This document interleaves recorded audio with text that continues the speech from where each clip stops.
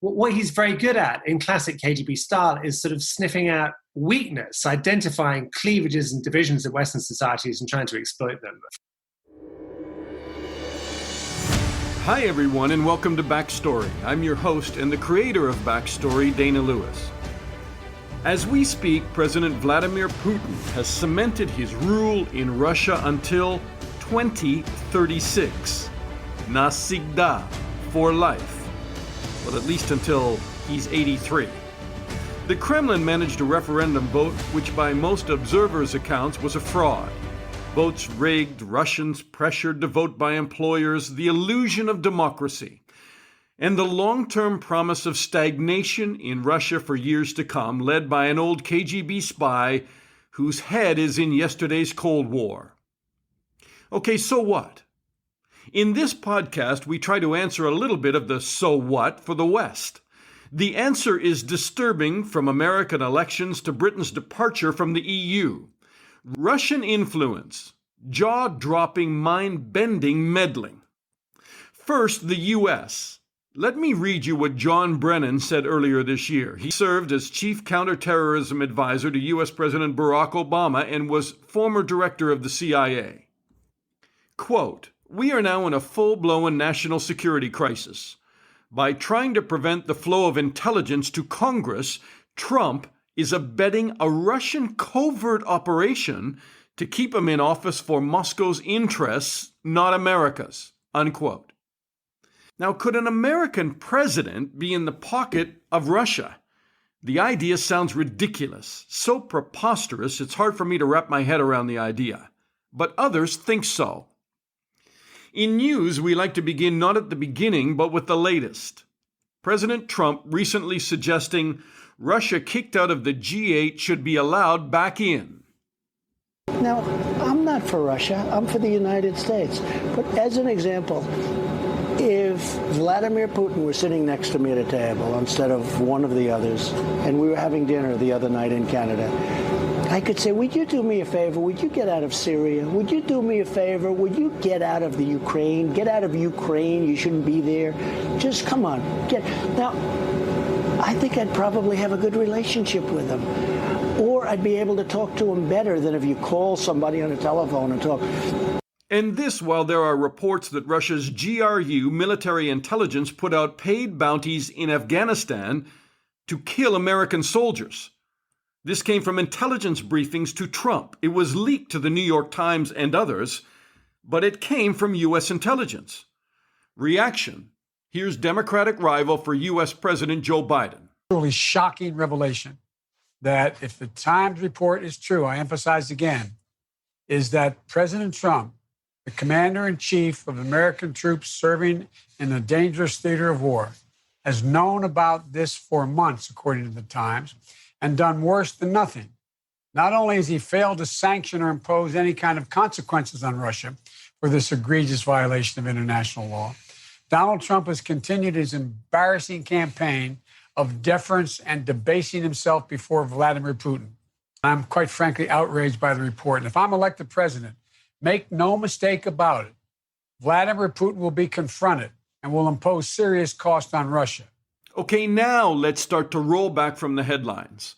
And remember, just because you're paranoid, that doesn't mean you're not being followed. You can write a book on the Russia-Trump conspiracy theories. In fact, we need an expert author journalist to walk us through it all. And we have one on Backstory.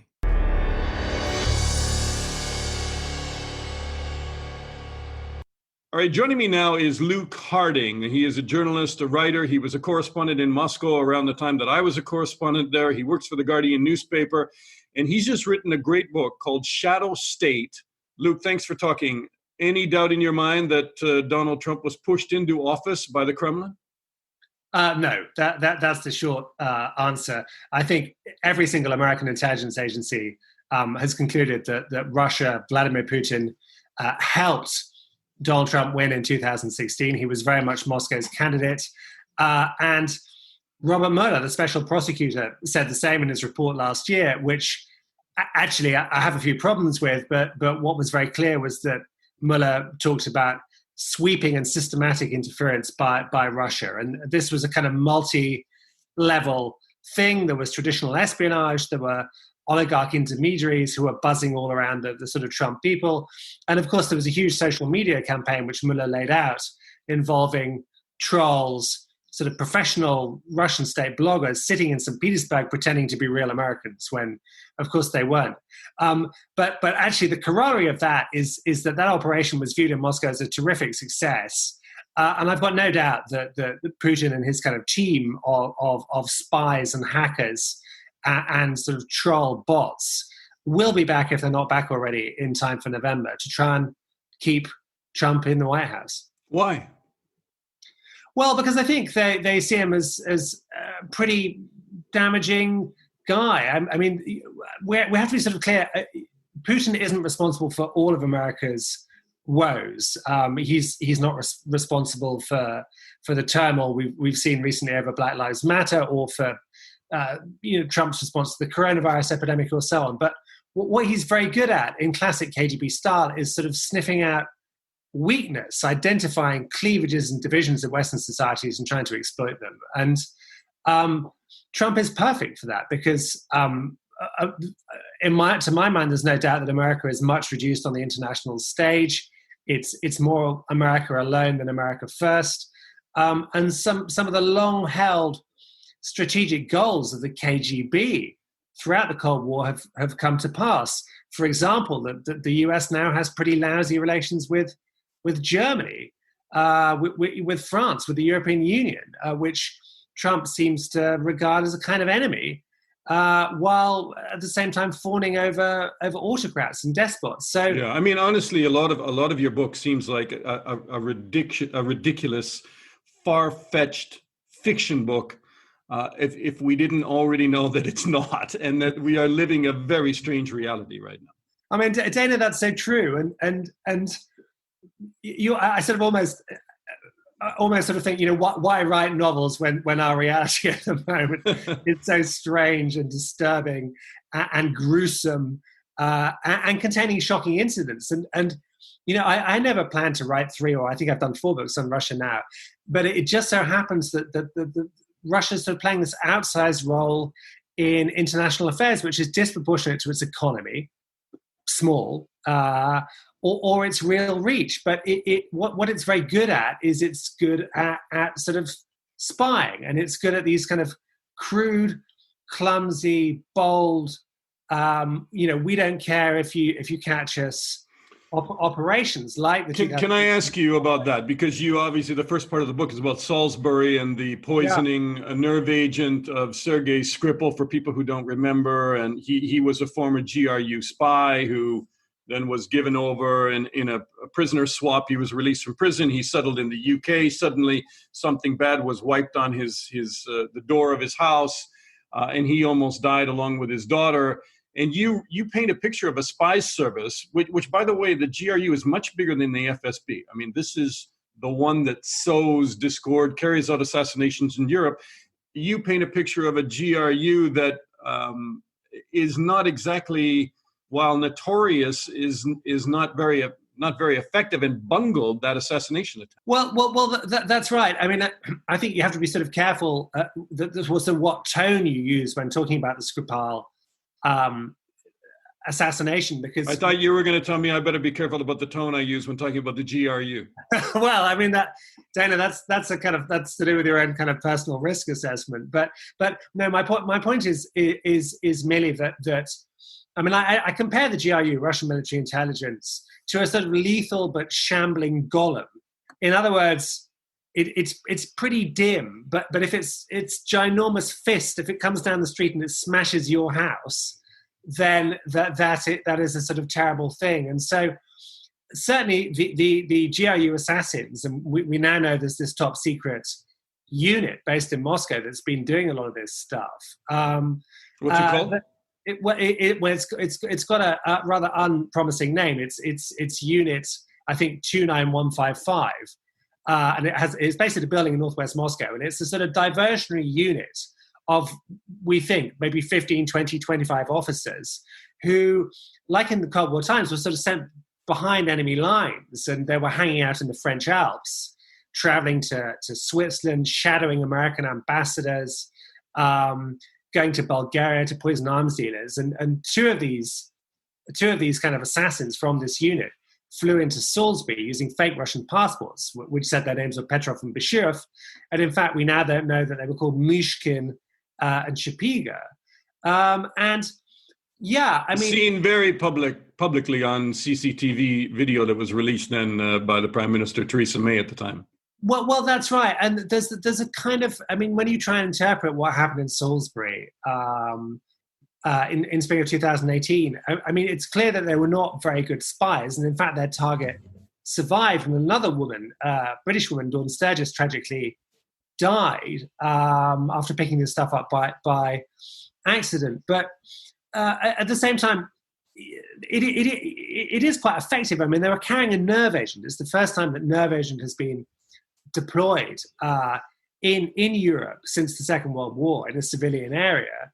And I think ultimately the message of Salisbury from Moscow to London was a kind of gigantic V sign, a kind of up yours to the British government, to MI6, the British sort of spy service. But ultimately, I think what Salisbury was all about was reminding people inside Moscow that if they, by people I mean the Russian elite and people inside Russian security agencies, that if they blabbed to the Americans about 2016 and Trump, about Russia's secret operations, that the long hand of Moscow will catch them maybe some years later, and when they're not looking, it will smash them from behind. And it's a pretty chilling message, and I think quite an effective one. A former very high-ranking intelligence official on the American side told me technically that doesn't necessarily break one of the unwritten rules, because Skripal was still considered to be one of theirs. But these bounties that were placed on American soldiers in Afghanistan, and intelligence that GRU was paying, cash to kill, that does absolutely cross over red lines in this unwritten code that they have. What would you comment on that? Well, I mean, I think that's a really interesting question, Dana, but I also think that I'm not sure the rules are the rules anymore. I fear we may be in some kind of post-rules age. And in a way to understand what Russia and Vladimir Putin does, you have to try and figure out how Vladimir Putin thinks. And his thinking is absolutely KGB. It's zero sum. What's bad for the West is good for Russia. And America, as before, as in Soviet times, is the main enemy. And there's a kind of famous quote from Lenin, who said that Moscow's relations with the West were a state of partial war. That's how Putin sees it. He sees himself in a kind of semi-war with America, and Afghanistan is just an extension of that. And this is all grudge-driven. He remembers the Soviet humiliation in Afghanistan in the 1980s when the CIA, supplied the Mujahideen with Stinger missiles, and a lot of Soviet soldiers were killed. He thinks, in his conspiratorial way, that America is trying to remove him from power and interferes in Russia's internal affairs and so on. And it's this paranoia and sort of sense of victimhood, which drives what Russia does internationally. And if they can outsource a murder operation to a few Taliban operatives, they will do that. That's what the GRU does. So you believe it has the hallmarks of the GRU. It's believable intelligence, and you believe in the end. You keep saying Putin. You believe that Putin would have to approve something like that, or approve the Salisbury poisoning? Do you believe in both cases? Let's take Afghanistan first. Do you think that he would approve that? I think that's right. I mean, it's not that Putin makes every single decision in the Russian Federation, big country, 148 million people, 12, 13 time zones. Of course not. But what you have to understand is that both inside the spy agencies and inside government, there is a sort of absolutely Soviet bureaucratic culture where if something difficult needs to be decided, the decision has to go to the top. And when you're talking about extraterritorial assassination of people like Skripal or Alexander Litvinenko killed with a radioactive cup of tea in London in 2006, or a bounty operation to try and rub out American soldiers in Afghanistan, then basically only Putin can authorize that, because if it goes wrong, no one will want to take responsibility. And you just, without being too macabre, you just look at the GRU, and they have a very high turnover of directors. And I think the last 2 or maybe the last 3 have died very rapidly in mysterious circumstances. You suggested that the head of the GRU, who was in charge during Salisbury, suddenly came down with an illness and passed away in, what was he, like 62, and that 60-something. And that the feeling was by GRU members that, I mean, that was a message to everybody else. You bungle an operation and you're out. You're out forever. I mean, the thing is, we have to be very careful. You know, we don't know for sure, but one of the people I interview in my book, Shadow State, is Viktor Suvorov, who himself worked for the GRU. He was a star military foreign intelligence guy based in Switzerland who defected back in 1978. And as far as I know, he's the only GRU person who will discuss this sort of secretly. And I talked to him about the death of Igor Korobov, he was called, died, as you say, at the age of 62. And Suvorov said, I said, look, you know, would he have been bumped off? And Suvorov said, well, you know, it's speculation on my part, but everybody inside the GRU will understand 125% that he was murdered. And he just said, they know the nature of this organization. In other words, it's a sort of brotherhood. It's a kind of secret fraternity, but it's also a place where if you mess up, there is no forgiveness. You know, we talk about Salisbury, we talk about Afghanistan, those places are far away, but people don't realize that in your book, you also talk about the GRU hacking the DNC and then giving that to WikiLeaks. So, I mean, they've had direct impact on on Hillary Clinton's campaign. And again, it comes back to Trump being elected. Yeah, I mean, that's right. I mean, the GRU are at the heart of this. We know there were 2 hacking teams, one from the FSB, which is primarily the domestic intelligence service in Russia, the other from GRU, which has a global mandate and traditionally did war and conflict and sabotage, but has got into hacking in the last decade. And certainly American intelligence have been tracking these hackers quite closely, so have the Brits. And actually, you just have to read the Mueller report to see what happened, which was GRU officers, technical people based both at the main building in Moscow and at a kind of tower hard in early 2016, systematically hacked into the DNC with the results that we know. And they also set up this fake persona, Guccifer, that was interacting with very many American journalists and sort of leaking stuff to try and sabotage and blow up the vote. It was pretty effective. And I think what's interesting, I mean, we talked about the spies being rather incompetent, but one thing they're rather good at is that they understand America. They've learned English.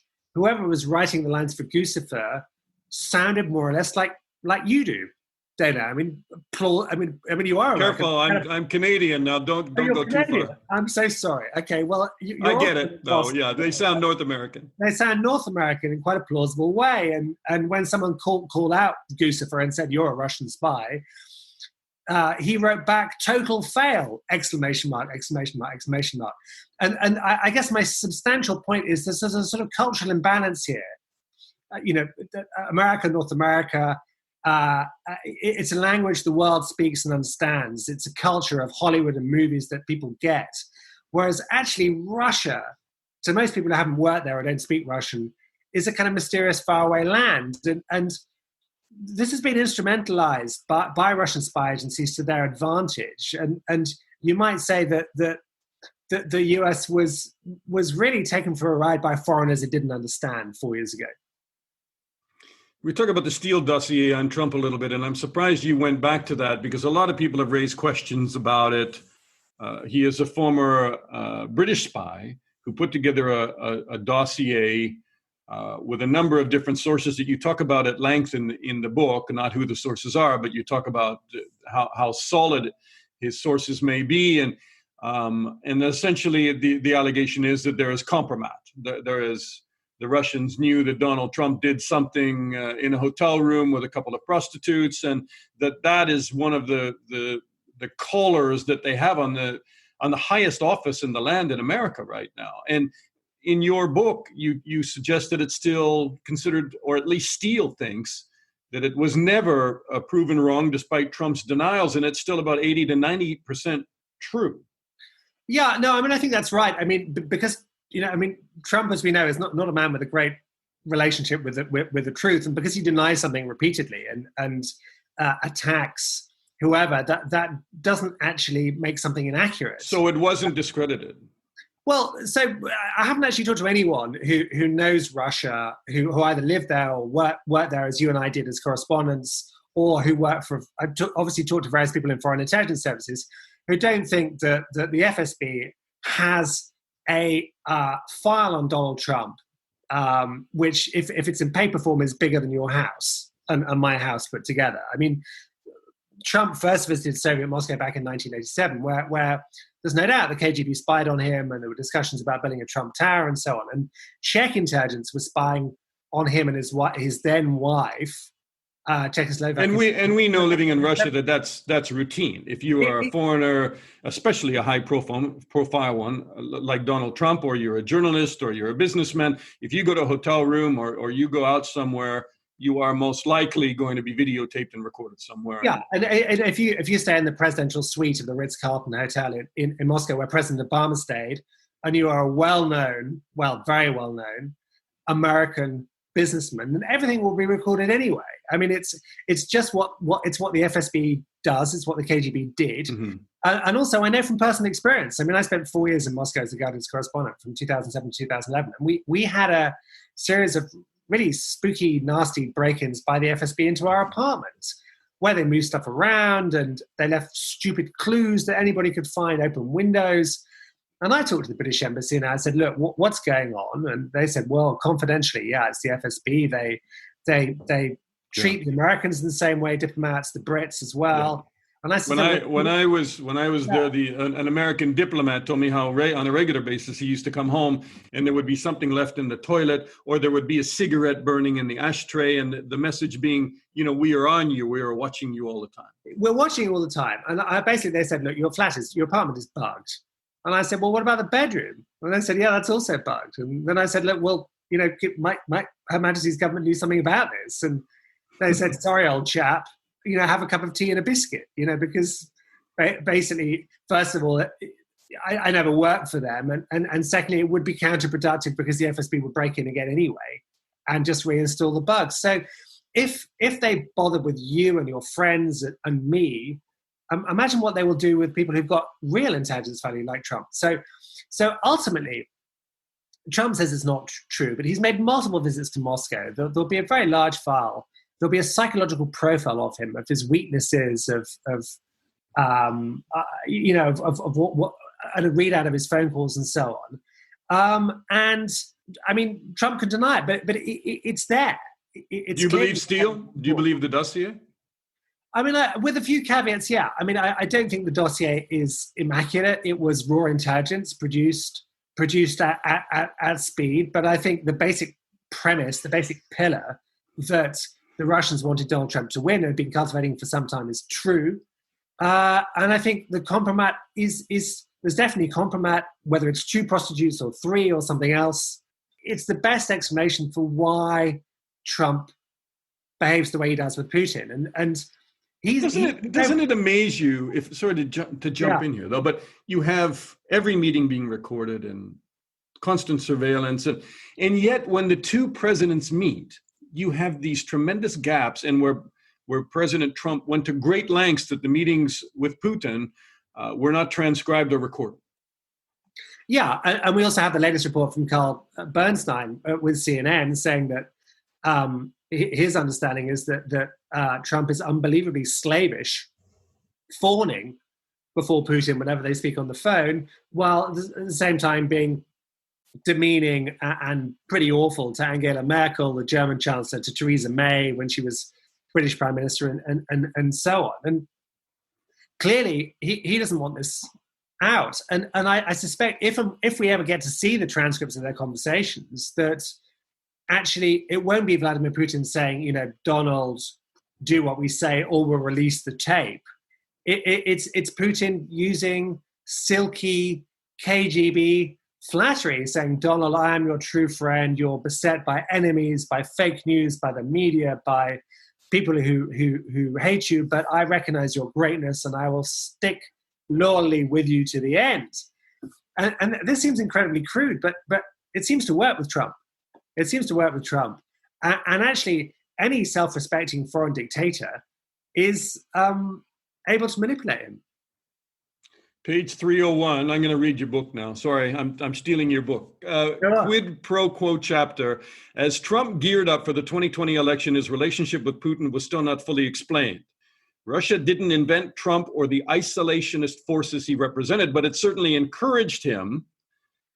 That Putin had leverage of some kind over Trump seemed indisputable. So this isolationist force he represented, then you start building a bridge between what Putin did in America in the election and with Trump to the Brexit vote in Britain and the election victory of Boris Johnson, which was linked, you make the case.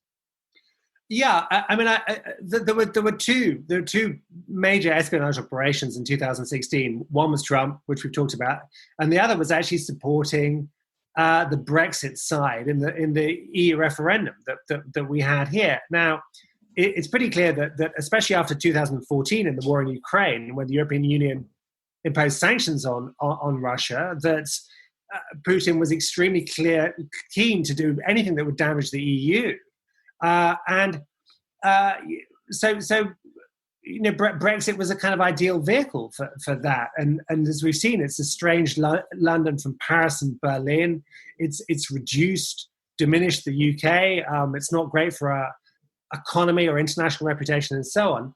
And what I try and lay out in Shadow State are the interactions between Russian spies based at the Russian embassy in London and key people from the Leave EU campaign, such as Aaron Banks, Bristol businessman, his sidekick Andy Wigmore, and so on. And this is important because British politics is not the same sums of money as in North American politics. And Banks gave almost £9 million to the Leave campaign. It's the biggest donation in British political history. And there's been a big question mark about where he got that money from.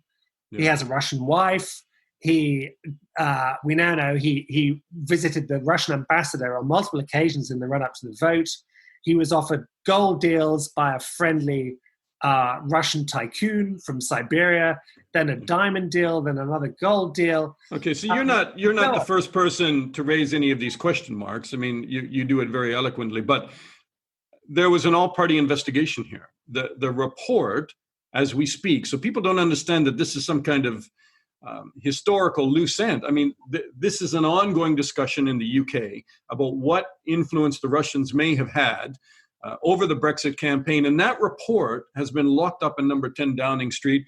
Prime Minister Boris Johnson wants to keep it secret. Why?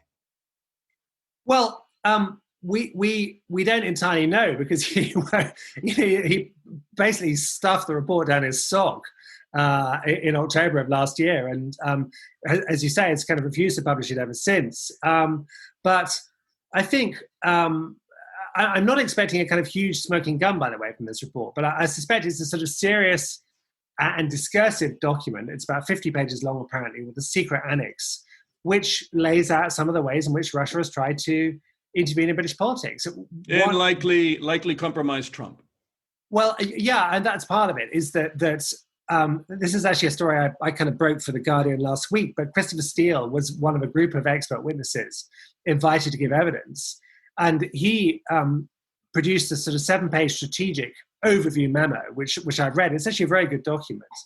One accusation he makes is that the British government of Theresa May, who was Prime Minister at the time, and Johnson, who was the British Foreign Secretary, were basically warned. They were told in late 2016 that the Russians most probably had leverage over Donald Trump. And instead of investigating or getting their best spies to try and chase this down and asking their secret sources in Moscow, they threw a blanket over it, according to Steele, because they were terrified of Trump, basically, knowing what a notoriously volatile guy he is. But they were also afraid that if they investigated him, this might jeopardize the sort of post-Brexit trade deal between the US and the UK. And Steele's allegation, if you like, is that they put party politics before British national security. And that's a pretty grave claim. I want to just ask you about this referendum. Obviously, we now have a president in Russia who's going to be there potentially, if he chooses to be, till 2036, till he's 83 years old, I think, President Putin. What does it matter, first of all, for Russia? And a lot of people are saying it's stagnation, and it's probably not very good news. Yeah, I mean, there are sort of two broad aspects to this. One is it's a disaster for Russia because Putin strikes me as tired. And I'm not even sure he necessarily wants to go on until he's 83, but essentially it's a soft dictatorship, if you like. Real genuine political opposition was extinguished long ago. And he, as of today, is effectively kind of president for life. I mean, he's going to out Brezhnev and out Stalin. I think he doesn't out Ivan the Terrible. I think Ivan the Terrible did there's somebody that he doesn't outlast there. Thank you, Luke. But the point is that it's going to be more of the same. It's going to be this kind of phony political landscape. It's going to be a deeply corrupt, often sort of brutally repressive regime. So that's not great for ordinary Russians. And then for the West. And for the West, it means that we're going to have more of these misadventures that we've seen in the US, UK, and across Europe over the next few years, because Putin and Putin's brain is still there. And as we discussed, he sees the West as the enemy and is doing everything in his power to undermine and subvert it. So we're going to get more exotic murders down the road. We're going to get more election interference, not just in November, but beyond. Clandestine support for far-right xenophobic populist parties, and more kind of social media stuff, which never really kind of let up. So it's a pretty depressing day for anyone who believes, if it's possible to still believe in democracy and transparency, and just in the idea that government should change, that it's a good thing that you change your leaders from time to time. Yeah, I covered him in the year 2000 on the night where everybody thought the computers were going to crash on Y2K, as suddenly we had the surprise announcement by Boris Yeltsin. I cannot believe we're talking about it 20 years later. And we're going to be talking about President Putin for a long time. Luke Harding, great journalist, and the book Shadow State. I think if you don't know about President Putin, you will certainly know more about him after reading it. And I think it also it ties how it has affected the West, whether it be the United Kingdom or America. It's a great book. Thank you, Luke. Thank you, Dana. Really, real pleasure to talk to you. Thanks very much. And now let me take you to Pittsburgh, Pennsylvania, and introduce you to Colin Clark. He is a senior research fellow at the Soufan Center, a resource and forum for research, analysis, strategic dialogue related to global security issues and emerging threats. Colin, first of all, if I can ask you, a few national security analysts you wrote were surprised by recent allegations of Russian bounty payments to the Taliban insurgents who killed Americans. You're saying very few were surprised? Yeah, I don't think many were surprised that this is something the Russians are capable of. I mean, this is the same country that sent agents into the UK to poison Litvinenko, that has conducted assassinations in Germany. So, I don't think the Russians are constrained in any way by international law or operate within the kind of confines of contemporary international relations. This is well within their wheelhouse to do so. The main surprise has been the fact that this made it into the presidential daily brief, yet nothing was done about it. That's where the surprise is, not that the Russians are capable of this. And is there generally in the sort of intelligence community and analysts dismay that President Trump has kind of passed this over now as saying, well, it wasn't really substantiated intelligence, there was some debate, and therefore we're not going to take any action? Yeah, there's dismay. That's probably an understatement. It's just yet another example of the president being soft on Russia. It seems like Putin is able to act with impunity, that he's treated with kid gloves while other world leaders, more often than not, you hear Trump taking a hard line on Angela Merkel and other allies, yet he talks about Putin and Kim Jong-un glowingly. So it's just a bit bizarre. And here, let me just be clear. We're talking about very, very serious allegations. We're talking about bounty payments on U.S. soldiers. I don't think it gets any more serious than that. I know that General Petraeus, the former head of the CIA, has come out and he said, if true, and it has certainly been leaked far and wide for the New York Times, to the Washington Post and more, and then basically confirmed by the White House that it was in some written briefings, whether Trump read them or not. But if true, then this is not normal statecraft. This breaks all of the written rules, the unwritten rules. And he said that it should even go to NATO, because it was just not American troops, it was also British troops, and it should go to NATO for possible action. It is that serious. Yeah, it's that serious. But again, let me just say, it is well outside the bounds of international law. But this isn't the first time the Russians are doing this. Poisoning people on British soil, as they've done with impunity, and conducting assassination campaigns in Europe. Right? We know who Putin is. He reminds us very frequently.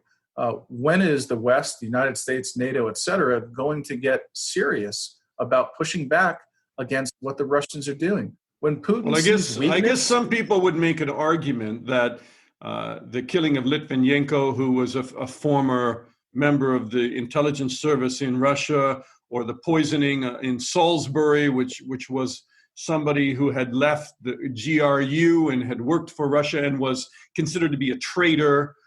That's a lot different than targeting foreign nationals and Americans in Afghanistan. Well, it's also being done on British soil, right? This isn't happening in absolutely. And it's not like it could be contained, as we saw, just to the targets themselves. There's second order effects. But it's all part and parcel of this, Russian tactics to push the envelope and to take as much as we'll give them. And that's in the cyber domain. It's in the use of mercenaries like the Wagner Group in the Middle East and in Africa. It's in the blatant use of disinformation to meddle in elections all over the world. So when Putin smells weakness, he becomes more aggressive. It's like, blood in the water for a shark. And so, constantly reassuring him and saying, well, I believe him. He told me that I didn't do it. Oh, okay.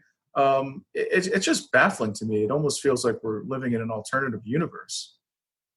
It baffles a lot of people. And, before I talked to you, we played a soundbite of President Trump speaking on board of Air Force One, where he said essentially that Putin should be back in the G8, because then he could talk to him. He could say, hey, Vladimir, get out of Ukraine and get out of Syria, and that it would be better to have that dialogue with him. Yeah, it sounds like a great strategy. Just ask him to leave. I'm sure it'll work. Look, in all seriousness, every time the Russians sense a power vacuum or an opportunity, they seize it, right? We've seen it in Syria. We've seen it in Libya. We've seen it in Ukraine, Crimea. The list goes on and on. So one wonder, at what point will we craft a coherent strategy to deal with Russia? You have written quite a bit about Syria, and the Russians we know are there and have been for a long time. Libya, they've moved MiG fighters in there, and they are interfering in Libya. But one of the interesting things that you're now writing about is the fact that white supremacist training has taken place in Russia, in St. Petersburg. Do I have that right? Indeed. That was part of the designation of the RIM, the Russian Imperial Movement. There was training camps in St. Petersburg where Scandinavians and Germans were being allowed to train, violent white supremacists, and then go back into Europe. We know that the leader of a neo-Nazi group called the Base, who's an American, Ronaldo Nazzaro, also goes by the name Norman Spear, is alleged to be living in St. Petersburg. And that's only what we know about. My gut instinct tells me that the Russians are behind a lot more of fueling violent white supremacy at a transnational level. And I think with these types of things, there's always a lag effect, right? They're laying the groundwork now, and we're only likely to see, what we're likely to see is some real serious issues in the future going forward, many of which my guess is will be tied in some way to Russia, although they're operating in the shadows. I don't get why a country that lost 30 million people to the Nazis in World War II would now be training, Nazi groups in St. Petersburg. Maybe the same reason why, British protesters marching to protect the Winston Churchill statue would give Nazi salutes. People don't have a sense of history, and it serves their current cause. There's been a melding of ideologies. We see it in this country. There's a kind of blurring of the lines all across the board. And so it's quite myopic, I agree, especially when you consider about the potential for blowback. But at the same time, it serves an immediate need. And the need is to what? Disrupt the West and send those people into the U.S. and into Britain and into Western Europe to do what? Absolutely, to disrupt the West, yeah, to cause and sow havoc and chaos, which they've been doing. And as the West becomes more preoccupied with combating violent white supremacy, there's less time to keep an eye on what the Russians are doing in their near abroad and elsewhere. Look, we have finite resources in the United States here. We're being crippled by COVID. The economy is bottoming out. And so there's only so many things we can deal with at once. And I think as we are consumed domestically and internally, that opens up opportunities for a whole range of adversaries, chief among them Russia. And as an American, a lot of Americans don't watch geopolitical events too much. They're consumed with all of the things that you mentioned, including a pandemic at home. What does Russia get out of this? I mean, why are they trying to destabilize America? Well, I think many people don't realize that, revenge could be a significant component of this. Putin has gone on record to say that the collapse of the Soviet Union is one of the greatest tragedies of his lifetime. If you look back to how the United States acted after the Cold War, in many ways, some would argue that we rubbed it in Russia's face when we could have been a bit more helpful. Think back to what the 1990s were like in Russia. It was the Wild West. It was a free-for-all. And so the Russians haven't forgotten that. We've pushed NATO up to their doorstep. And now the tables are turned a little bit where the Russians are able to kind of really, take some actions on the cheap, I would say, as well. This is a great return on investment for them. Disinformation campaigns and the amount of instability that's caused in the United States and in Europe, they're having a field day with this, and it's easy to do. Will you comment on the referendum result? I don't think anybody was surprised, and we knew that the Kremlin was going to put the fix in no matter what. But, here you have Putin potentially in the Kremlin until 2036 if he decides to stay. Yeah, again, no surprise that he's kind of gaining control and consolidating power within Russia. What it does signify is that the U.S.-Russian relationship will continue to be quite rocky if he's at the helm. There's a lot of talk about Putin is 10 feet tall and he's playing dimensional chess. That might be going a bit too far for me. I call it the kitchen sink approach. I think the Russians do a lot of stuff. They throw a lot of stuff against the wall, and then some of it sticks. They figure out what sticks, and then they do more of that. We tend to focus on that stuff. We don't focus on a lot of things that don't work. And I still think when push comes to shove, in a conventional military battle, the United States is still the world's, predominant superpower. But that's not the way wars are fought in 2020. Wars are now being fought through disinformation, through the use of mercenaries, through cyber attacks. And clearly Russia has figured that that's, an asymmetric advantage that they've enjoyed and will continue to hone those skills. Colin Clark at the Soufan Center. Thanks, Colin. I think you're going to have lots to write about because Putin's not going anywhere. Yeah, thanks for having me. Okay. In London now, Nigel Nelson is the political editor at the Sunday Mirror. Nigel, how are you today? I'm all right, thank you. How are you, Dana? I'm very well. I am puzzled by the fact that there was this report, Parliament's Intelligence and Security Committee, on Russian interference. Boris Johnson came into power. Before the election, they didn't want to release it under the government of Theresa May. And then he has come and he has said, well, in the near future, we will release the report. And it sits to this day, months and months and months locked up. Why? What's going on? Well, I mean, that is the great mystery. I mean, no one seems to know that the report was finished in March 2019. One suspects there must be something embarrassing to the Conservative Party in it. But even the then chairman who conducted the report, Dominic Grieve, says that there's nothing hugely that they should be worried about. And he can't understand why it's not being published either. The problem with this is, unlike other parliamentary select committees, the Intelligence and Security Committee reports directly to the Prime Minister. So until the Prime Minister gives permission for a report to be published, there's nothing they can do. And that's the situation we've been in now for more than a year. Now, there's obviously speculation, a variety of conspiracy theories. One of them is that it will contain information about donations from Russians to the Tory party, which would embarrass Boris Johnson. Another is that we know that the Russians did try to interfere with the EU referendum back in 2016. Now, that was an objective of Russian foreign policy. The one thing they want to do is to destabilize the EU. That would be a big deal. I mean, that would delegitimize potentially the Brexit vote. Well, it would rather depend on the way that the word has been put out is that, yes, they tried to do it, but no, they didn't succeed. Now, should this report turn around and say, actually, it did have an effect on the Brexit vote, and bear in mind the Brexiteers only won by 52% to 48%, that would be a serious revelation. But the impression one gets from someone like Dominic Grieve, I mean, a former Attorney General who headed up the committee, is that kind of bombshell is not in that report. Some other people are suggesting it may say less about the British government and may say more about Trump being compromised, and that they don't want to embarrass the US president, especially at a time, given Brexit, when the UK is trying to negotiate a trade deal with America.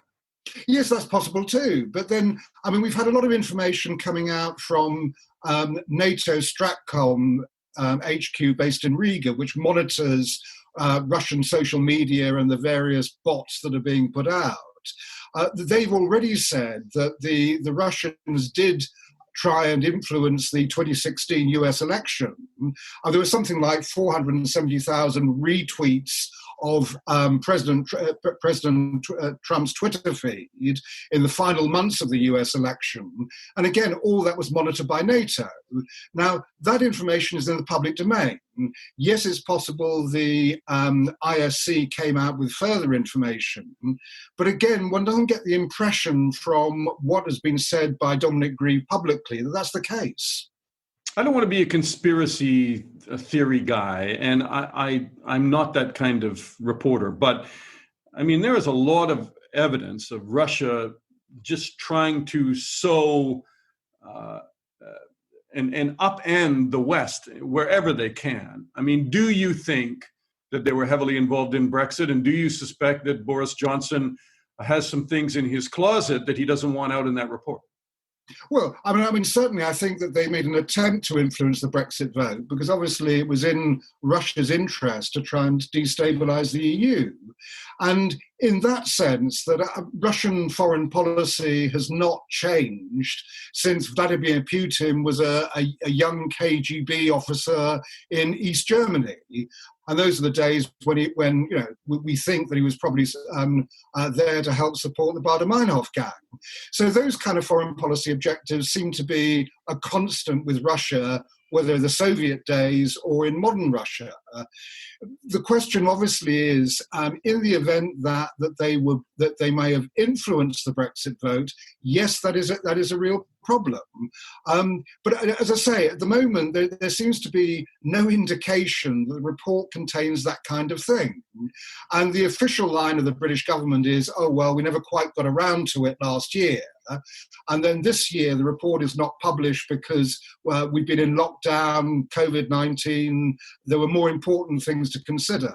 Well, it's a good excuse not to publish it as well. Well, exactly. I'm not quite sure I actually buy that. The other thing that one is a bit suspicious about, and this obviously maybe in the interest of our intelligence agencies, is that the ISC is the only committee that has still not got its members since the 2019 general election. So there is a big question mark over why they're not actually getting this committee up and running. We're going to get to the stage where if it's not up and running soon, and this report is not published soon, the information that it contains is probably be out of date anyway. And why would the committee not be up and running? Well, again, it's something that Boris Johnson hasn't actually explained. There is a question about whether or not they were doing their job of oversight as well as they should before the 2019 election. Now, of course, when it comes down to the intelligence... if I can just pause you there, because that's a big thing. You just talked about oversight. I mean, oversight of intelligence and foreign threats, and the fact that the committee's not meeting at all, I mean, that seems to me to be a major gap then. It is a gap. The point I'm making there is not only they're not meeting, they're not even formed. And so pretty much, well, in fact, all the other select committees were up and running earlier this year. They're meeting now, albeit by Zoom, as we're doing. But they are back and running. Let me ask you, lastly, you know that President Putin has won this referendum and he's going to be on the scene, maybe longer than you and I. I mean, he's going to be there till 2036, till he's 83 years old. I'm wondering, President Putin probably wouldn't mind rejoining the G7 or the G8. President Trump has talked about some kind of rapprochement. Why not sit around with Putin and try and tell him, hey, let's get out of please get out of Ukraine and leave the Crimea, and that'd be a good conversation around the G8. Canada says no way, and lots of others do too. What do you think Britain's policy on it is? Well, I think that we're in the same position with Russia in a sense as we are with China. Both with President Putin and with China, we've got to do business with them. I mean, certainly in the post-COVID-19 world. But there are areas where we still have major problems. I mean, we still have not got over the poisonings in Salisbury, which we know were organised by Russia. We're now in problems with the Chinese over what they're doing in Hong Kong, the clampdown on human rights over there. Yeah. And so we'll probably review Huawei taking over our 5G network, which was a decision that had been made, but now looks like it'll be reversed. But we all have to live in the modern world, whatever actually happens in the post-COVID-19 world. And so we're still going to try and keep dialogue open with both Russia and China. It just means we just carry on not being terribly good friends. Nigel Nelson, political editor at the Sunday Mirror. Thanks, Nigel. And that's our backstory on Russia, the shadow state. By the way, many think Russia pushed hard on this referendum because the Kremlin fears social unrest as early as this fall in Russia. People unhappy with COVID-19 and a lack of government support, failing businesses, rising inflation, and oil prices have tanked. Publicly, the Kremlin says Putin is loved. Just look at his support in the referendum, which others say was a fraud.